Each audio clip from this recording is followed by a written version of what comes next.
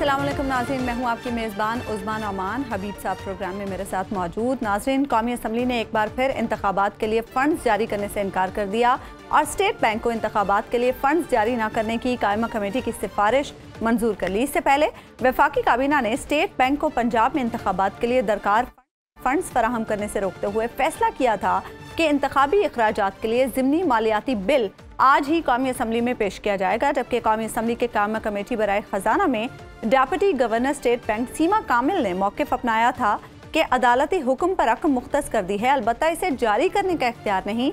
अब वज़ारत ख़जाना और election commission fund से मुतालिक अपनी रिपोर्ट कल सुप्रीम कोर्ट में जमा कराएंगे। दूसरी तरफ मौलाना फजलुर रहमान के जुडिशल मार्शल लॉ के बयान के बाद स्पीकर राजा परवेज अशरफ ने भी अदलिया को तनकीद का निशाना बनाते हुए कहा कि पार्लियामान पर कोई कदगन लगानी है तो आइन साजी भी खुद कर लें। जबकि नवीद कमर ने खबरदार किया कि वजारत खजाना और स्टेट बैंक को तौहीन अदालत से न डराया जाए, पार्लियामान अपनी तौहीन होने पर भी एक्शन ले सकती है। हुकूमत और हिज़्ब इख्तिलाफ के दरमियान मुज़ाकरात की बात करें तो अमीर जमात इस्लामी सिराजुल हक की काविश से ये बर्फ कदरे पिघली है और ईद उल फितर के बाद कसीरुल जमाती कॉन्फ्रेंस बुलाने की भी खबरें हैं। ताहम इस वक्त तहरीक इंसाफ और मुज़ाकराती कमेटियाँ तश्कील दे दी हैं। ये भी इत्तलात हैं कि तहरीक इंसाफ ने अपोजिशन लीडर की तकर्री, इस्तीफ़ों की वापसी और मुकदमात ख़त्म करने के हवाले से 3 शराइत रखी हैं। अगर राना सनाउल्लाह साहब की बात करें तो वो इंतखाबात के मामले पर पार्टी के रिवायती मौक़िफ़ में लचक दिखाने को तैयार नहीं है। अब इलेक्शन जो है 14 मई को तो इंशाल्लाह ताला नहीं होंगे। ये जितना मर्जी जोर लगा लें, इलेक्शन इंशाल्लाह इकट्ठे होंगे, केयर टेकर सेटअप के तहत होंगे, इसी साल होंगे। मई में अगर नहीं होते तो अक्टूबर भी कोई ज्यादा दूर नहीं है। जैसे ही इलेक्शन करीब आएगा, शुरू होगा, मियां नवाज शरीफ पाकिस्तान तशरीफ लाएंगे इंशाल्लाह। लेकिन सवाल यह है कि तहरीक इंसाफ क्या चाहती है। पार्टी में एजाजुल हक और जमील शर्कपुरी जैसे अफराद खुलेआम ये कह रहे हैं कि 14 मई को इंतखाबात होते नजर नहीं आ रहे, लेकिन फवाद चौधरी और तहरीक इंसाफ के दीगर अकाबरीन 14 मई के इंतखाबात के अलावा कुछ नहीं सोच रहे और अदालती हुक्म-उदुली पर वो तौहीन अदालत भी लगता हुआ देख रहे हैं। पार्लियामेंट को ये इख्तियार नहीं होगा कि वो इलेक्शन अखराजात को रोक सके। पार्लियामेंट की इसके ऊपर वोटिंग जरूरी है या कमेटी की वोटिंग जरूरी है, बिल्कुल गैर आईनी है। हर सूरत में सुप्रीम कोर्ट के फैसले पर अमल दरामद करना होगा। हमने पहले ही कहा है हम बातचीत करना चाहते हैं। सूबाई इलेक्शनों के ऊपर बातचीत का वक्त गुजर चुका है और सुप्रीम कोर्ट के ऑर्डर में स्टेट बैंक के गवर्नर ने भी ये तस्लीम किया है, अटॉर्नी जनरल ने भी ये तस्लीम किया है। जो रकम है ये आज अगर ट्रांसफर नहीं होती तो ये सुप्रीम कोर्ट की तौहीन होगी। उस दूसरी सूरत में जो सारा खेल खेला जा रहा है वो लंदन प्लान का हिस्सा है। इमरान खान की रिहाइशगाह पर मुमकिन ऑपरेशन अली ज़ैदी की गिरफ्तारी और निगरान हुकूमत की आईनी मुद्दत ख़त्म होने के बाद क्या होगा? क्या मुज़ाकरात की गाड़ी पटरी पर चढ़ेगी? और सिराजुल हक साहब ने किसके कहने पर यह बीड़ा उठाया है, इस पर भी हम बात करेंगे। लेकिन सबसे पहले हम बात करेंगे सुप्रीम कोर्ट के 21 अरब रुपए देने के फैसले की, जिस पर हुकूमत अमल करने को तैयार नहीं। तो सवाल यह है कि अब होगा क्या? तौहीन अदालत की कार्रवाई होगी? अगर होगी तो किस पर होगी? और निगरान हुकूमत की आईनी मुद्दत भी अब ख़त्म होने को है, उसके बाद क्या होगा? इन्हीं सवालात पर हम बात करेंगे। हबीब साहब, फंड्स की फराहमी की काबीना ने मंजूरी दे दी लेकिन पार्लियामेंट ने मुस्तरद कर दिया।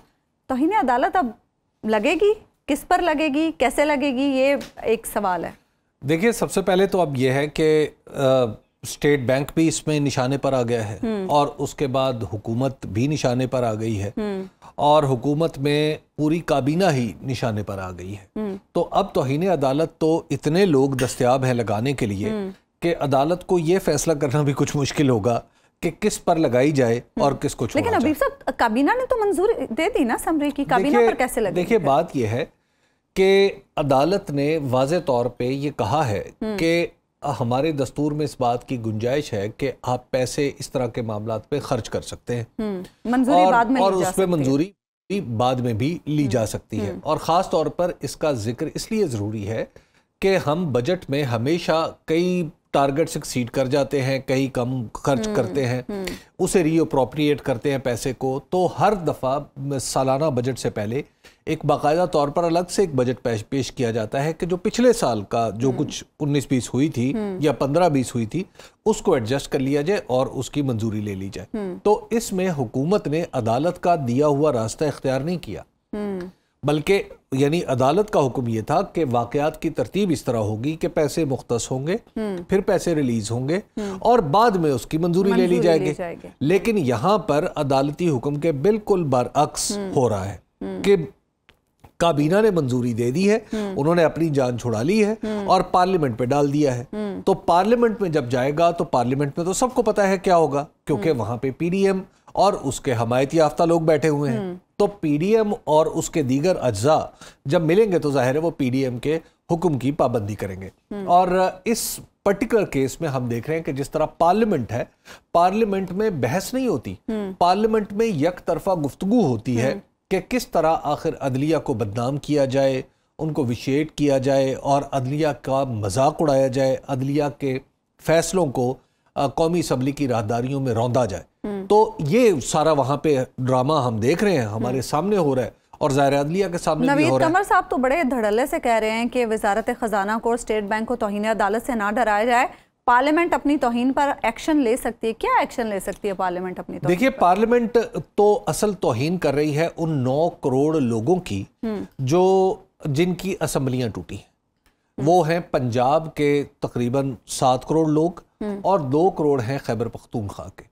गोया आप सेफली कह सकते हैं कि 75% पाकिस्तान के जो वोटर हैं ये उनका मजाक उड़ाया जा रहा है। इन वोटरों के साथ दस्तूर में ये वादा किया गया था कि आपकी अगर असम्बली टूटेगी तो 90 दिन में बहाल कर दी जाएगी। तो अब हमारी असम्बलियां टूट चुकी हैं और 2 सूबों के अवाम को हक़ राय दही नहीं दिया जा रहा।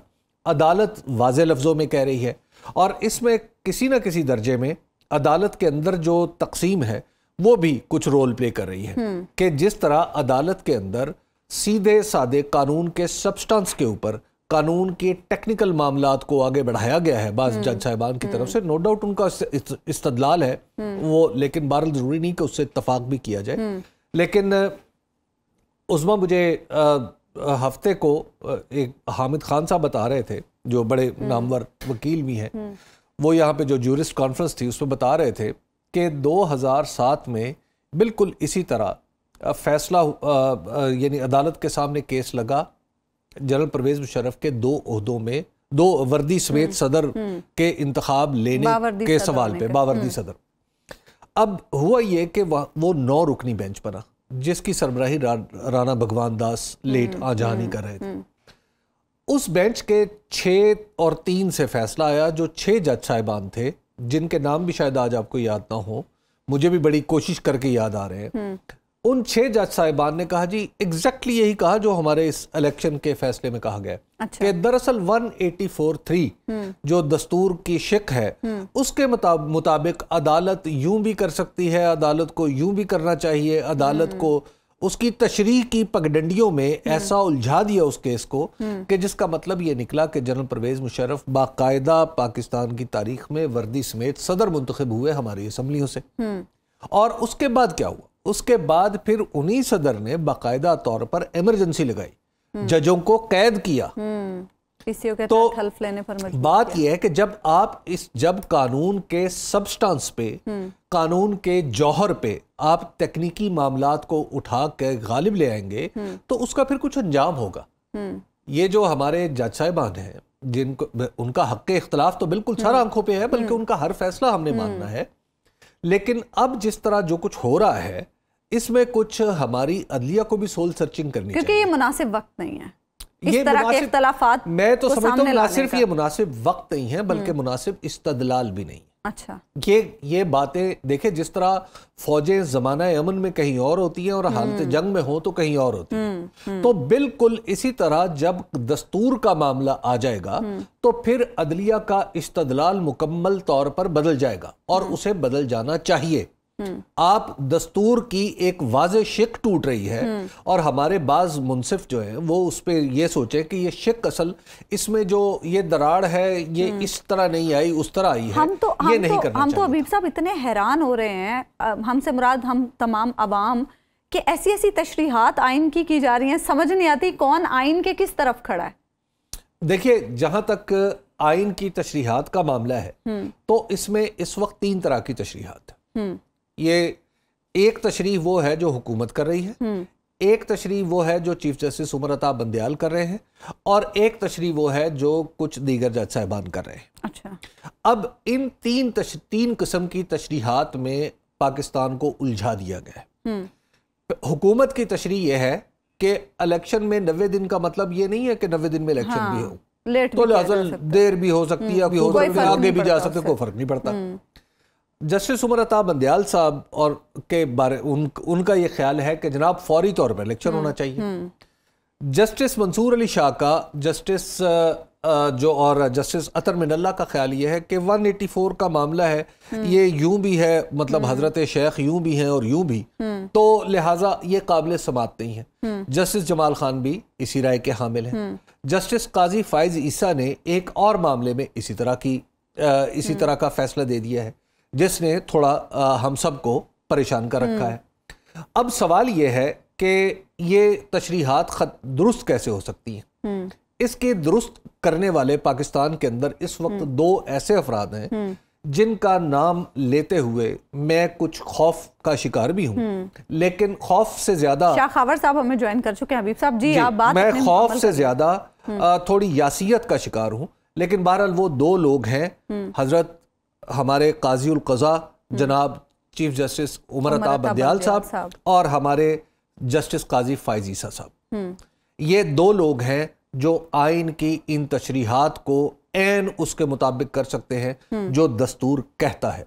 जब तक इनके दरमियान इख्तलाफ रहेगा, मेरा ख्याल है कि मामलात बिगड़े ही रहेंगे। शाखावर साहब, ये तो था एक आमियाना अवामियाना तज्जिया।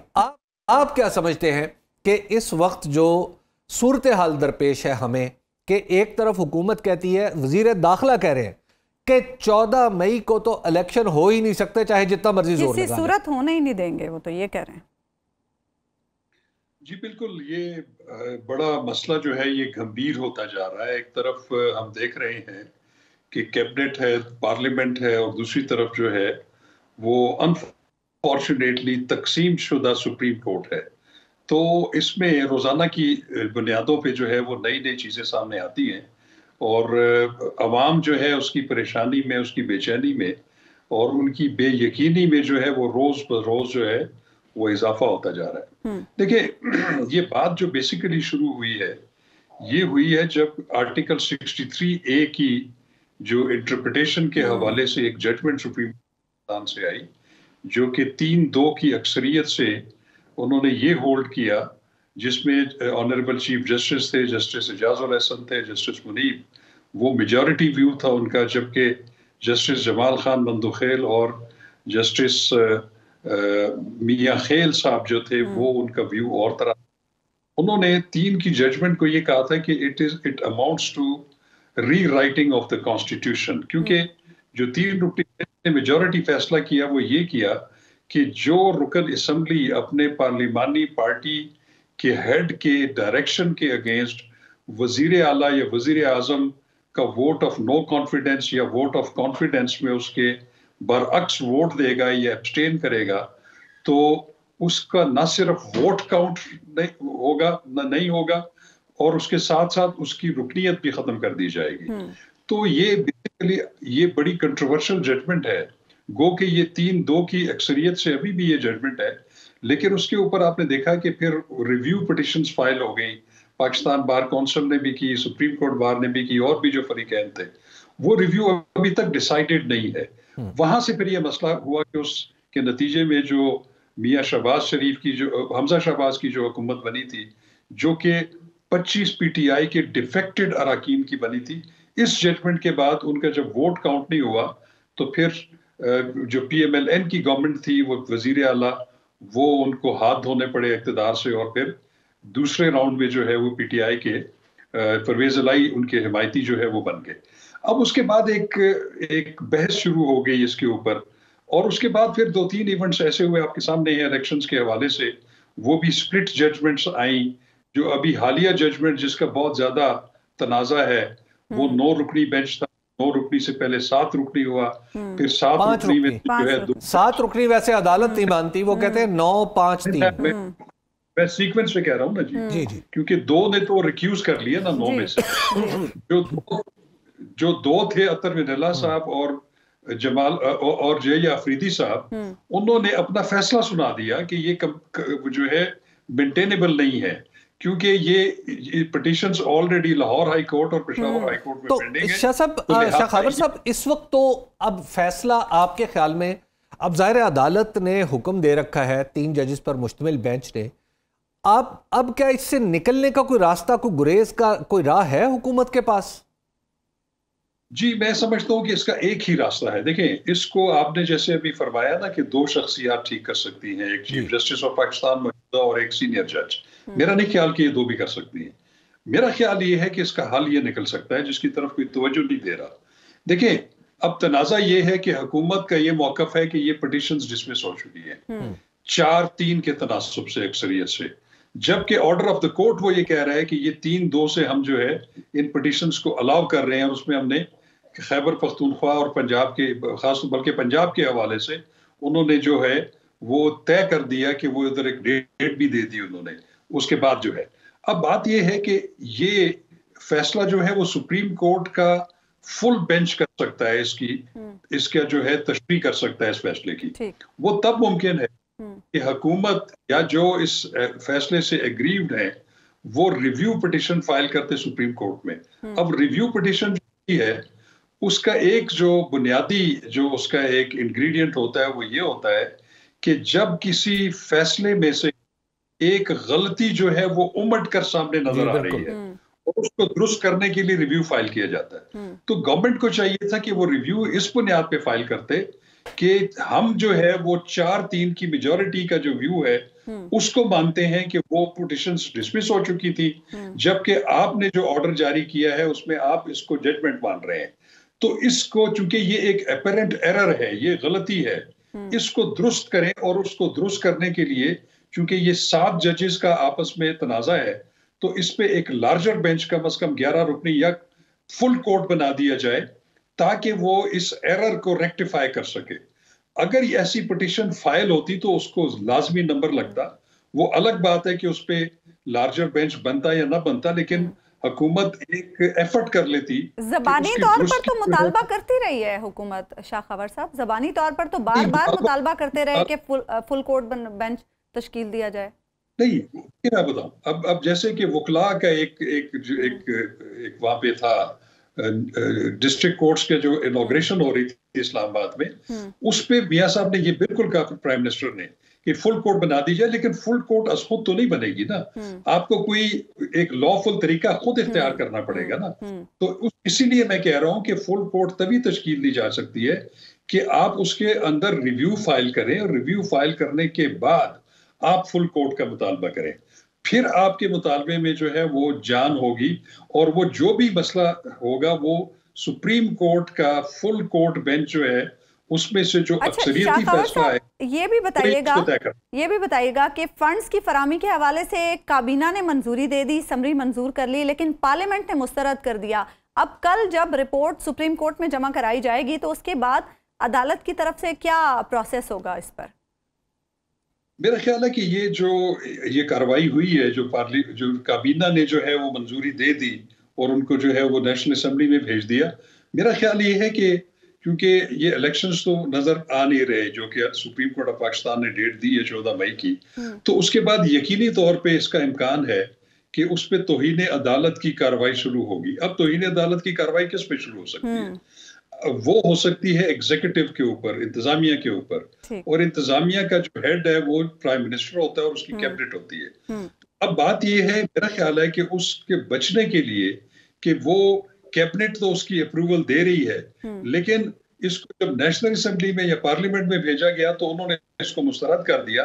तो अब इसमें एक टेक्निकल इशू ये है कि पूरी पार्लियामेंट को आप तौहीन अदालत में किस किस को जो है वो नोटिस करेंगे और उनके खिलाफ कार्रवाई करेंगे। और दूसरी बात मैं आपको यहाँ बताता चलूं कि आइन का आर्टिकल 189 है, वो ये कहता है कि सुप्रीम कोर्ट ऑफ पाकिस्तान के तमाम फैसले जिसमें एक कानून वज़ा किया गया हो, वो मुल्क की तमाम जुडिशियल और एग्जीक्यूटिव अथॉरिटीज पे वो लाजिम होगा, उस पे पाबंद होगा वो फैसला। और आर्टिकल 190 ये कहता है कि सुप्रीम कोर्ट के फैसलों की इम्प्लीमेंटेशन के लिए मुल्क की तमाम एग्जीक्यूटिव और जुडिशियल अथॉरिटीज उसकी मदद के लिए आएंगी। तो एग्जीक्यूटिव अथॉरिटीज तो हुकूमत होती है, हुकूमत वक्त होती है। जुडिशियल अथॉरिटीज तो वो तमाम सबऑर्डिनेट कोर्ट्स हैं।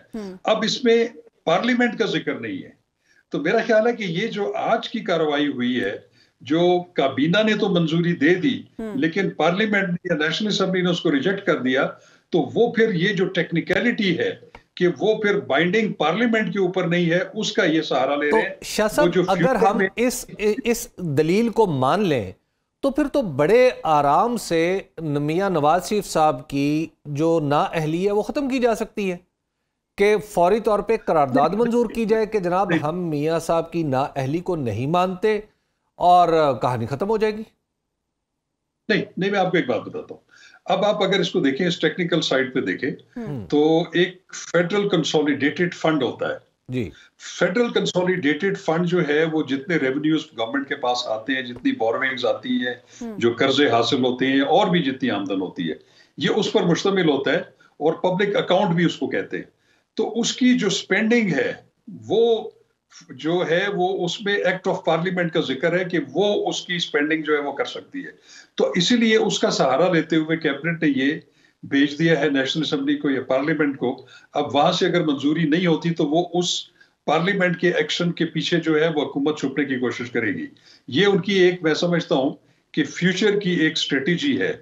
लेकिन जिस तरह आप अभी बात कर रहे हैं कि क्या एक पार्लियामेंट की करारदाद के जरिए किसी की भी सजा जो है वो जो है अनडू की जा सकती, तो ऐसा कोई इशू नहीं है। तो इसमें चूंकि जब ये प्रेसिडेंट बन जाएगा शाह खावर साहब, आप देखिए जब प्रेसिडेंट बन गया कि अदालत का साफ सुथरा सरी हुक्म जो गुज़श्ता 75 साल में, यानी अदालत ने भुट्टो को फांसी दे दी, ये भी हुक्म मान लिया गया।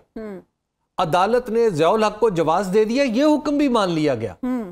और एक जमहूरी हुकूमत अदालत का वाज़े हुक्म ना माने, इलेक्शन ना करवाए, उसका वजीर आला आके कहे कि जनाब देख ये तो इलेक्शन नहीं हो सकते, तो फिर तो कुछ भी हो सकता है। फिर तो हमारे पास वो मरकजियत जो दस्तूर की है वो तो खत्म हो जाएगी। देखिए बात सुने, ये एक बड़ा कॉम्प्लेक्स इशू है। मैं फिर इसको वापस आ जाऊंगा। वो जो 4-3 और 3-4 की जजमेंट का जो एक कंट्रोवर्सी जो है, अब हुकूमत ये कहती है कि हमारी नजर में तो वो पिटिशंस जो हैं वो असल जो मुकदमा था वो तो 4-3 की तनासब से वो तो डिसमिस हो चुकी है, तो हम नहीं मानते उसको। जबकि सुप्रीम कोर्ट का बेंच जो है वो ऑर्डर ऑफ द कोर्ट वो कुछ और कहता है। तो इसलिए इन चीजों को सामने रखते हुए वो एक प्रिज्यूम कर लिया है, या उसको आप समझ लें कि उन्होंने एक राय कायम कर ली है, उसको एक स्टैंड ले लिया जिससे वो हुकूमत पीछे हटने के लिए तैयार नहीं है। और गालबन यही वजह है कि इसमें वो भी नहीं करना चाह रहे, रिव्यू भी फाइल नहीं करना चाह रहे, क्योंकि अगर रिव्यू करेंगे तो फिर उनको वो जजमेंट माननी पड़ेगी। तो इसलिए ये एक बिल्कुल मामलात बंद गली में चले गए हैं। तो कंट्रोवर्सी तो ये है, इस कंट्रोवर्सी को तो सेट होना है। एक जगह जस्टिस मंसूर अली शाह और जमाल भी मंदुखेल साहब जो हैं वो ये कह रहे हैं कि हमारा 2 पहले जो जजेस हैं उनके साथ इत्तेफाक है और हम इन पिटिशंस को डिसमिस कर रहे हैं क्योंकि ये मैटर्स ऑलरेडी हाई कोर्ट्स में पेंडिंग है। जबकि 3-2 के तनासब से जो 3 जजेस का ऑर्डर ऑफ द कोर्ट है वो उसको रिजेक्ट कर रहा है। और फिर उसमें आपने ये भी देखा कि फिर एक 8 रुकनी बेंच बनाया गया जिन्होंने उसको मजीद जो है वो अपना पलड़ा जो है वो 3-2 की तरफ डाल दिया। लेकिन ये कंट्रोवर्सी जो है ये अभी भी आपके सुप्रीम कोर्ट के ऐवानों में जो है वो बिल्कुल पाई जाती है, गूंज भी मौजूद है। और इसी सिचुएशन, अनसर्टेन सिचुएशन की वजह से गवर्नमेंट ने भी और ये स्टांस लिया हुआ है कि हम पे ये जजमेंट बाइंडिंग नहीं है और उससे बचने के लिए ये तमाम प्रीएम्प्टिव। शाह खावर साहब, 90 दिन में इलेक्शन नहीं होते, आप समझते हैं दस्तूर टूट जाएगा? देखिए 90 दिन में इलेक्शन नहीं होते, ये आइन से इनहराफ होगा। लेकिन आप इसको ये नहीं कह सकते कि दस्तूर टूट जाएगा। दस्तूर टूटना जो है वो एक बहुत खतरनाक चीज है। या दस्तूर को तोड़ना या उसको एब्रोगेट करना, वो तो एक उसकी एक नई जो है वो चीजें सामने आ जाती हैं। तो ये वायलेशन जरूर है दस्तूर की, लेकिन दस्तूर तोड़ना नहीं है। ठीक है, बहुत बहुत शुक्रिया शाह खावर साहब, आप प्रोग्राम में हमारे साथ थे। नाज़रीन, दूसरी जानिब आपको ये भी बताएं कि हुकूमत और हिज़्ब इख्तिलाफ के दरमियान मुज़ाकरात के हवाले से भी बातें चल रही हैं। मुलाकातें भी हुई हैं। इन मुलाकातों और मुज़ाकरात के हवाले से सूरत हाल कहाँ तक पहुँची है, इस पर हम बात करेंगे। अमीर जमात इस्लामी सिराजुल हक साहब एक ब्रेक के बाद हमें ज्वाइन करेंगे। वेलकम बैक नाज़रीन। अमीर जमात इस्लामी सिराजुल हक साहब की काविश से हुकूमत और हिज़्ब इख्तलाफ के दरमियान बर्फ़ कदरे पिघली है और दोनों अतराफ से मुज़ाकरात के हवाले से बहरहाल हामी भरी गई है। मज़ीद क्या मामलात हैं, क्या आगे का लाहे अमल होगा, इस हवाले से हम बात करेंगे। हमारे साथ प्रोग्राम में मौजूद है अमीर जमात इस्लामी जनाब सिराजुल हक साहब। सिराजुल हक साहब, सबसे पहले तो ये बताएँ कि इस सियासी माहौल में आपने ये कोशिश की, बड़ी अच्छी बात है। क्या मुस्बत रद्द-ए-अमल मिला आपको इस कोशिश के जवाब में? बिस्मिल्लाहिर्रहमानिर्रहीम। मेरा ख्याल था कि ये तो एक पेशरफ्त है और ऐसी मायूसी नहीं है जिस तरह के लोग कह रहे हैं। और हमारे वज़ीर आज़म से और उनकी टीम से मुलाकात होगी, उनको भी हालात का इदराक है और चाहते थे कि इस हालत से निकलने का कोई सबील हो। और जनाब इमरान ख़ान साहब से भी हमारी मुलाकात बहुत मुस्बत रही, उनकी टीम भी बहुत मुस्बत थी। और अगले दिन फिर उन्होंने एक कमेटी भी ऐलान किया।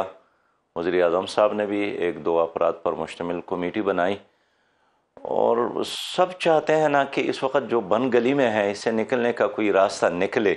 ज़ाहिर है चूँकि इस वक्त शदीद तनाव भी है, नफरतें भी हैं, लेकिन सिराजुल हक साहब जो कुछ भी देना है या आपने लेके देना है वो तो हुकूमत से लेके देना है।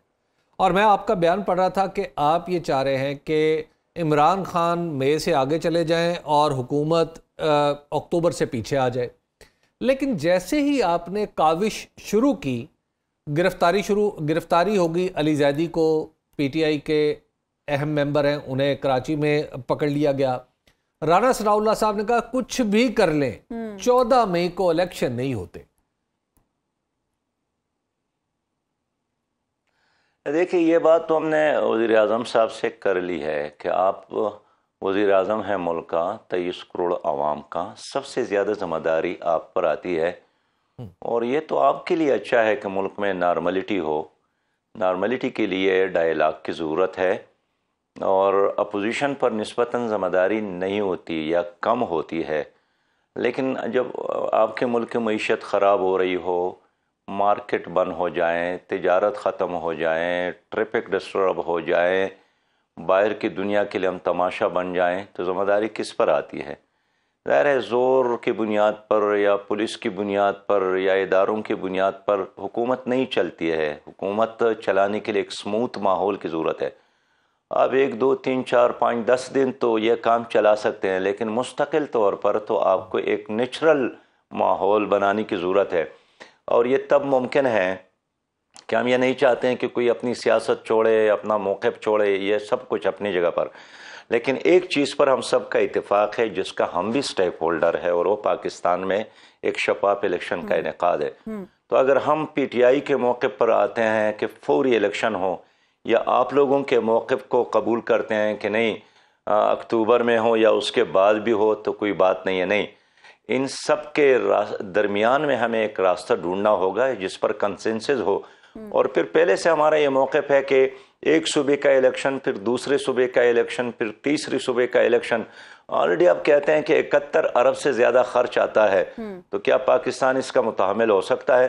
अगर नहीं हो सकता है और इलेक्शन के नताइज भी कोई कबूल नहीं करता है, फिर रास्ता क्या है? रास्ता एक ही है कि डायलॉग कर ले, एक तारीख का तयन हो, लेकिन उस पर इत्तेफाक राय हो। सिराजुल हक साहब, एक और बात भी हो रही है कि within PDM Pakistan Peoples Party मुज़ाकरात की तजवीज़ लेके चल पड़ी है, वो छोटी छोटी पार्टियों से मिल रही है। आपने PMLN और PTI के दरमियान एक पुल बनने का आप ऐलान किया है। अब ये बताइएगा कि क्या पीपल्स पार्टी और आपके दरमियान भी कोई तयशुदा चीज़ें हैं कि उधर वो मुज़ाकरात की तैयारी करेंगे और आप उन्हें होस्ट करेंगे? ये एक बड़ी एक्सरसाइज है या उनकी अलग है और आपकी अलग है? देखिए, हम पीपल्स पार्टी से भी राबिता करेंगे, हम दूसरी सियासी जमातों से भी राबिता कर रहे हैं, इसलिए कि इलेक्शन सिर्फ 1-2 पार्टियों का नहीं है, तमाम सियासी जमातें इलेक्शन में स्टेक होल्डर है। और ख़ुद आसिफ अली जरदारी ने तो असम्बली में भी तकरीर की कि हम भी चाहते हैं कि मुज़ाकरात हो, और उन्होंने कहा कि अक्टूबर के बाद हम भी इलेक्शन को आगे नहीं ले जाना चाहते हैं। तो ये एक अच्छी पेशरफ्त है कि जो बात हम करते हैं वो भी उसको उसी तरह महसूस करते हैं। लेकिन वो चूँकि इस वक्त हुकूमत में है, एक लीडिंग पोजीशन में है और हुकूमत के साथ शराकतदार है, तो अगर हुकूमत का एक हिस्सा ऑलरेडी हमारे इस मौक़िफ़ का हामी है तो मैं समझता हूँ ये तो बहुत पॉजिटिव चीज़ है। बाकी आसिफ अली जरदारी साहब से भी मिलना है, बाकी लोगों से भी हमारे मिलने, मौलाना साहब से भी मुलाकात होगी सिराजुल हक साहब, क्योंकि मौलाना साहब बड़े सख्त मुखालिफ हैं इमरान खान साहब से मुज़ाकरात के। देखिए, जो मौलाना साहब का मौक़िफ़ है या मौलाना साहब के बारे में PTI का मौक़िफ़ है वो आप सबको मालूम है, लेकिन हम ये नहीं चाहते हैं कि JUI अपना मौक़िफ़ छोड़े या वो अपना मौक़िफ़ छोड़े। हम ये सिर्फ चाहते हैं कि एक गेम आप कर रहे हैं उसके रूल्स पर इत्तेफाक होना जी, कि किस ग्राउंड में खेलना है, किस तारीख को खेलना है।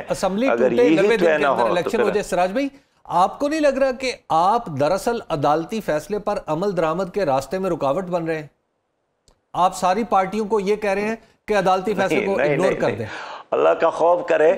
वो जो है ना, जो सुप्रीम कोर्ट ने आज खुद नोटिस लिया है, उस वक्त अगर चीफ जस्टिस अपने कंधों पर ये हमालिया रखने की बजाय फुल कोर्ट का इजलास बुलाते और वो एक फैसला कौम के सामने रखते तो मेरे ख्याल में ये उलझाव ना होता। लेकिन अफसोस है कि वो ये काम नहीं कर सके और फिर जजेस वर्सेस जजेस आ गए, यानी जजेस का मुकाबला शुरू किया और सुप्रीम कोर्ट का वो जो लोग उसकी तरफ देखते थे, लोग मायूस हो गए कि तो खुद आपस में भी एक नहीं है। तो मैं चाहता हूं कि सुप्रीम कोर्ट इसमें अब भी एक किरदार अदा कर सकते हैं। अगर चीफ जस्टिस एक फुल कोर्ट बुलाने का अब भी ऐलान कर ले कि ये मेरा कोई ज़ाती मसला तो नहीं है, ये किसी एक फ़र्द का या एक पार्टी का, एक सूबे का मसला नहीं है, 23 करोड़ आवाम का मसला है। अब देखिए 21 अरब रुपया इस इलेक्शन पर खर्च आएगा, फिर 21 अरब KPK के इलेक्शन पर खर्च आएगा और उसके बाद झगड़ा फसाद और खाना जंगी, अल्लाह ना करे, तो इसका नतीजा क्या निकलेगा? फिर ये 21 अरब रुपया जो आप लगा रहे हैं, क्या एक पार्टी का है या एक जज साहब का पैसा है? ये भी अवाम का पैसा है। तो या तो जज साहिबान तमाम सियासी जमातों को बुलाकर उनको सुनते, मुझे भी बुलाते, बाकी लोगों को बुलाते और उसके बाद कोई फैसला करते। लेकिन अगर कोई कहता है कि भाई आईन में यही है, तो आईन में यह भी है कि इस मुल्क का सुप्रीम लॉ कुरान और हदीस हो। आईन में यही है कि इस मुल्क में सूद नहीं होगा। आईन में यही है कि इस मुल्क में सरकारी ज़बान उर्दू होगी। आईन में यही है कि इस मुल्क में करप्शन नहीं होगा। तो आईन में तो बहुत कुछ है, काश हमारे लोग इस पर अमल करते। लेकिन मैं इस पर यकसू हूँ कि हमारे मसाइल का हल हबीब भाई ना सुप्रीम कोर्ट के साथ है, ना इस्टेब्लिशमेंट के साथ है। सियासी मसाइल का हल सियासतदान ही हल निकाल सकते हैं। सियासतदान तो नहीं निकाल पाते ना। सिराजुल हक साहब, अभी चंद दिन पहले एक टर्म सामने आई, वो ये है कि हम नया पुराना पाकिस्तान छोड़ें और हमारे पाकिस्तान की बात करें। आपकी गुफ्तगू से भी मुझे ऐसे ही लग रहा है कि आप भी कह रहे हैं कि नए और पुराने पाकिस्तान को बिठा के हमारे पाकिस्तान का कोई रास्ता आगे निकाला जाए, नया वर्जन। तो क्या हमारे पाकिस्तान वालों से भी आपका कोई तालमेल, कोई बैक एंड पे उनके सपोर्ट है? क्योंकि आमतौर पे इस तरह के मामलात में गारंटर वही होते हैं। ये सब शुअरा के अल्फाज है, नया पाकिस्तान और पुराना पाकिस्तान, वो भी हमने देख लिया। हमारा पाकिस्तान तो किसी ने देखा नहीं है कि उसका मतलब क्या है। मैं ये कहना चाहता हूँ कि पाकिस्तान का एक आईन है, पाकिस्तान का एक निज़ाम है और ये पाकिस्तान नारों की बुनियाद पर नहीं चलता है, एक आईन की बुनियाद पर चलता है। इसलिए इस आईन की छतरी तले हमने इस पाकिस्तान को चलाना है। इस्टेब्लिशमेंट के बारे में हमारा एक वाज़ेह मौक़िफ़ है और आज से नहीं है, पहले से है कि ये 3 इदारे गैर जानिबदार रहे और ये इसके फ़ायदे में है कि इस्टेब्लिशमेंट, आदिलिया और इलेक्शन कमीशन गैर जानिबदार हो, फिर लोग उसके फैसले को कबूल करेंगे। अब भी अगर सियासतदान आपस में नहीं बैठते हैं, नतीजा क्या होगा? बिलाखिर ये लोग फिर इस्टेब्लिशमेंट की तरफ देखेंगे, रात के अंधेरों में उनके साथ फैसले करेंगे। इसलिए मैं चाहता हूं कि उनकी तरफ जाने की बजाय आपस में बैठ जाएं और एक ऐसे इलेक्शन पर इत्तेफाक कर ले जो सबको काबिल कबूल हो। नहीं, दूसरी बात है कि आप इसकी गारंटी कहां से फराहम करेंगे? मसलन पीटीआई कहती है कि जनाब चलिए आपने किसी एक इकट्ठे हो गए किसी एक तारीख पे, तो इसकी गारंटी क्या होगी? क्योंकि माजी में पाकिस्तान पीपल्स पार्टी ने मुआहिदा मरी, आपको याद होगा कि उसमें सदर आसिफ अली जरदारी ने मुआहिदे पे दस्तखत करके कहा था कि वादे कौन से कुरान हदीस होते हैं। तो एक तरफ तो ये कुव्वतें हैं और फिर दूसरी तरफ पाकिस्तान तहरीक इंसाफ है, तो और वो हुकूमत में है और ये अपोजिशन में है। तो कहीं कैसे यकीन दिलाया जाए कि ये जो भी आप मुआहिदा करेंगे या करवाएंगे उस पर अमल दरामद होगा? ये तो अब अजीब बात कर रहे हैं। अब बीमार हो जाए और डॉक्टर के पास जाते हैं इलाज के लिए, तो आप उनसे गारंटी लेते हैं कि गारंटी क्या है कि आप दवाई मेरे लिए तजवीज़ करते हैं, इससे मेरा इस्लाह, लेकिन बहरहाल कोई और रास्ता नहीं होता, इसलिए आप जाते हैं। गारंटी पाकिस्तान, गारंटर जो है पाकिस्तान के अवाम है कि रात के अंधेरों में फैसले लेना हो, बंद कमरों में फैसले लेना हो, ये अवाम के मफादात की बात है। इसलिए इलेक्शन कौन सी हम कोई और एटम बम या हाइड्रोजन बम बना रहे हैं, ये तो अवाम का मसला है। अवाम के सामने हम तय कर ले कि हम सब का इत्तेफाक है कि प्लान तारीख को एक शफाफ इलेक्शन, दानली से पाक इलेक्शन, गैर जानिबदार इदारे रहें, अदलिया रहें, इलेक्शन कमीशन रहे। एक ऐसा पाकिस्तान और एक ऐसा पाकिस्तान में ऐसा इलेक्शन चाहते हैं। इसलिए अवाम के साथ बात हो जाए तो अवाम फिर उस मुआहिदे के गारंटर होंगे। बाकी बंद कमरों में कोई गारंटी दे भी दे तो उसकी कोई अहमियत तो नहीं होती। अच्छा सिराजुल हक साहब, खान साहब तो चूंकि अपनी पार्टी के लीडर हैं और वो तो पूरा मैंडेट रखते हैं, जब मुज़ाकरात के लिए वो बैठेंगे तो वो उनके पास तो मुकम्मल मैंडेट होगा। लेकिन शहबाज शरीफ साहब, नवाज शरीफ साहब की रजामंदी के बगैर किस मैंडेट के साथ मुज़ाकरात पे बैठेंगे? ये भी बड़ा ज़रूरी है कि नवाज शरीफ साहब की भी रजामंदी ली जाए इन मुज़ाकरात के लिए। बहन अब देखे ना, ये कैसी अजीब बात करते हैं। अगर मुल्क में बदअमनी के बजाय अमन व अमान कायम हो जाए, इसके लिए मैंडेट की ज़रूरत है। अफरा तफरी की बजाय अगर यकसुई हो जाए, इसके लिए मैंडेट की ज़रूरत है। अगर इंतशार की बजाय लोगों में वहदत और इत्तेफाक आ जाए, इसके लिए मैंडेट की ज़रूरत है। और इस सुकून और अमन के नतीजे में मईशत बेहतर हो जाए तो इसके लिए किसी मैंडेट की ज़रूरत है। ये तो ऑलरेडी आइन का तकाजा है, ये मेरा और आपका, हम सब का फ़र्ज़ है एक पुरअमन खुशहाल पाकिस्तान। लेकिन वो तभी बनेगा जब सियासी लीडर आपस में बैठकर एक दूसरे को स्पेस भी दे दे, एक दूसरे की बात भी सुने। और न यही होगा, ये लीबिया हमसे ज़्यादा मालदार थे और सोने के ज़खायर और हीरे जवाहरात निकलते थे, पेट्रोल निकलता था। लीबिया के मुअम्मर ख़ज़ानफी का बहुत बड़ा शान और शौकत और दबदबा था। लेकिन जब आपस में लड़ना शुरू किया, कहाँ है वो लीबिया, वो शाम कहाँ है, वो इराक कहाँ है, वो यमन कहाँ है? हम इस मुल्क को बचाना चाहते हैं। सिराज भाई एक बताइएगा कि आपके पास वक्त की विंडो बड़ी महदूद है, यानी अगस्त के पहले 15 दिनों में ये हुकूमत ख़त्म हो जाएगी, यानी ये असम्बलियाँ ख़त्म हो जाएंगी और फिर ऑटोमेटिकली एक नया प्रोसेस शुरू हो जाएगा जो अक्टूबर तक इलेक्शन को ले जाएगा। तो इसका मतलब यह है कि आपके पास अगर आप मौजूदा हुकूमत को तैयार करते हैं कि असम्बलियाँ तोड़ी जाएं, तो आपके पास अगले चंद दिन हैं या 1 महीना है। तो इसी तरह अगले 1 महीने में ही सूबाई इलेक्शन होने हैं। तो आपके पास विंडो तो ज़्यादा से ज़्यादा 30 दिन की, 35 दिन की है। प्यारे भाई, अगर नीयत खालिस हो ना जी और मुल्क के मुफादात अजीज हो तो 30 दिन में बहुत कुछ हो सकता है। यहाँ तो एक रात में भी बहुत कुछ होता है जब इरादा हो और अज़म हो और विल हो। आपने देखा इस मुल्क में। इसलिए मैं समझता हूँ वक़्त का मसला नहीं है, अच्छी नीयत अगर हो, विल हो। और फिर मैं दोबारा दोहराऊँगा, जो हम इन बुज़ुर्गों से ज़ाहिर है हमसे बहुत सारे लोग ऐसे हैं जो हमसे उम्र में बड़े हैं, उनसे कहते चले आ रहे हैं कि अगर आप नहीं चाहते हैं, आपसे तो सारे ही बड़े हैं, जिनसे आप जिनके आप मुज़ाकरात करवा रहे हैं वो उम्र में सबके सब आपसे बड़े हैं। मुझसे सारे बड़े हैं, इसलिए मैं सबका एहतराम भी करता हूं। लेकिन इस बात के साथ देखिए, मैंने इमरान खान साहब से भी ये अर्ज़ किया कि मेरी उम्र अब 60 साल होने को है या हो रहा है और आपकी उम्र भी, क्या आप चाहते हैं कि आइंदा 5-10 साल एक मार्शल लॉ के तहत हमारी ये उम्र गुजरे? अब 10 साल के बाद हम कैसे होंगे? इसलिए मैं चाहता हूँ कि इमरजेंसी या इमरजेंसी प्लस या मार्शल्ला या मेरे अजीज हमवतनों की बजाय हम आपस में बैठकर इलेक्शन के लिए डेट और तरीक़ेकार पर यकसू ये इख्तियार कर ले। अगर नेल्सन मंडेला और डिक्लार्क ने मुज़ाकरात की 30 साल की लड़ाई के बाद, आपके अफगानिस्तान में मुज़ाकरात हो गए, तालिबान ने जिन्होंने एक दूसरे के लोगों को मारा था, जलाया था, बुलडोज किया था, जिंदा दरगूर किया था, उठाकर गुंटानामो बे तक पहुंचाया था, उसके बावजूद भी आपस में बैठ गए और उसके नतीजे में अफगानिस्तान में एक लिहाज से अमन कायम हुआ। हमारी दुआ है, ये तो हमारा अपना मुल्क है और फिर ये एक कोशिशों में कामयाब एक आयीन भी हमारे मुफाद में भी है, पाकिस्तान में भी। एक ब्रेक लेंगे हम नाज़रीन और ब्रेक के बाद वापस आएंगे तो हबीब साहब से गुफ्तगू करेंगे। वेलकम बैक नाज़रीन। सिराजुल हक साहब तो बड़े पुरज़म दिखाई देते हैं। हबीब साहब, सिराजुल हक साहब ने ख्वाब तो दिखा दिया, लेकिन ख्वाब शर्मिंदा ताबीर हो सकता है विदाउट एनी गारंटी, क्योंकि वो कह रहे हैं गारंटर कोई नहीं है मुज़ाकरात में। बहुत अच्छी बात है कि अगर कोई बैरूनी गारंटर ना हो, इसका बड़ा आसान हल है गारंटी का। कि अगर किसी मुआहिदे पे पहुंचा जाता है तो इकट्ठी प्रेस कॉन्फ्रेंस हो जिसमें वज़ीर आज़म भी तशरीफ रखते हों, सिराजुल हक साहब भी हों, इमरान खान साहब भी हों, आसिफ अली जरदारी साहब भी हों, और उस प्रेस कॉन्फ्रेंस